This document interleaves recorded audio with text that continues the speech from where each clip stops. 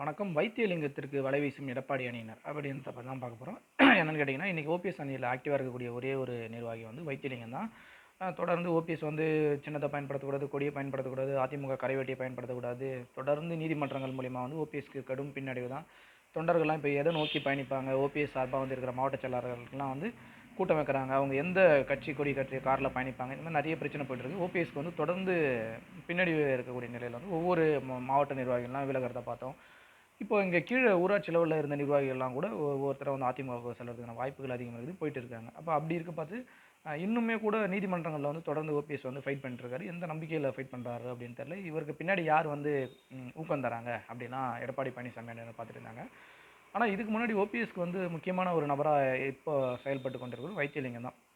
அப்போ வைத்தியலிங்கத்துக்கு ஒரு செக் வச்சுட்டோம்னா நிச்சயமாக ஓபிஎஸோட இந்த பிரச்சனைகள்லாம் வந்து ஒரு முற்றுப்புள்ளி வைக்கலாம் அப்படின்னு எடப்பாடி பழனிசாமி அணி நினைக்கிறாங்க.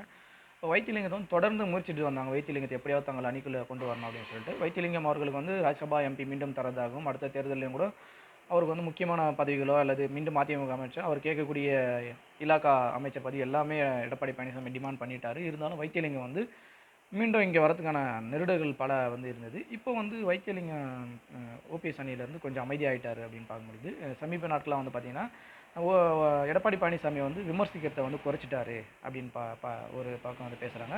தொடர்ந்து வந்து எடப்பாடி பழனிசாமி வந்து தாறுமாறாக தாக்கி பேசிட்டு வந்த வைத்தியலிங்கம் இன்னைக்கு வந்து அமைதியாயிட்டார், ஒரு சேஃப் ஜோனில் போயிட்டார். இதுக்கு காரணம் வந்து எடப்பாடி பழனிசாமி வந்து சிவி சண்முகத்துக்கு வந்து அதிக முக்கியத்துவம் கொடுத்துட்டு வந்தார். சிவி சண்முகம் என்ன நினைக்கிறாரோ அதை தான் எடப்பாடி பழனிசாமி பேசுவார்னு அப்படி ஒரு நிலை இருந்தது. இன்னைக்கு சிவி சண்முகத்தை வந்து எடப்பாடி பழனிசாமி ஆஃப் பண்ணிட்டாரு. சிவி சண்முகம் பொதுவெளியில் வந்து அதிகம் பேசுறது கிடையாது.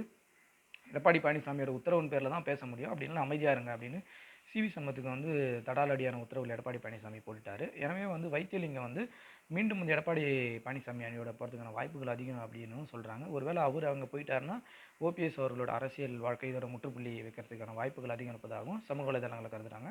ஆனால் வந்து தஞ்சை மாவட்டங்கள் என்ன சொல்கிறாங்கன்னா, வைத்தியலிங்கம் என்ன சொல்கிறாரோ அது பிரகாரம் தான் நாங்கள் செய்வோம் அப்படின்னு சொல்கிறாங்க. அங்கே தஞ்சையில் எடப்பாடி பழனிசாமி அணியினருக்கு கடும் நெருக்கடியை கொடுக்கக்கூடியவர் அங்கே ஓபிஎஸ் ஆதரவாக இருக்கக்கூடிய வைத்தியலிங்கம். எனவே வைத்தியலிங்கத்தை எப்படியாவது தங்கள் அணிக்குள்ளே கொண்டு வந்துட்டோம்னா எடப்பாடி பழனிசாமி வந்து ஓபிஎஸ் அவர்களை ஈஸியாக கன்வின்ஸ் பண்ணிவிட்டு மீண்டும் அதிமுகவில் கொண்டு வந்து எல்லா பிரச்சனையும் சால்வ் பண்ணிடலாம். எடப்பாடி பழனிசாமியோட அணியின் கீழே வந்து ஓபிஎஸ்ஸை வந்து செயல்பட வைக்கலாம் அப்படின்ற ரீதியில் முடிவெடுத்திருக்காங்க. தொடர்ந்து அதிமுக தகவல்களை பகிர்ந்து வரோம். நம்முடைய சேனலை சப்ஸ்கிரைப் செய்யும் நண்பர்களுக்கும் நன்றி, வணக்கம்.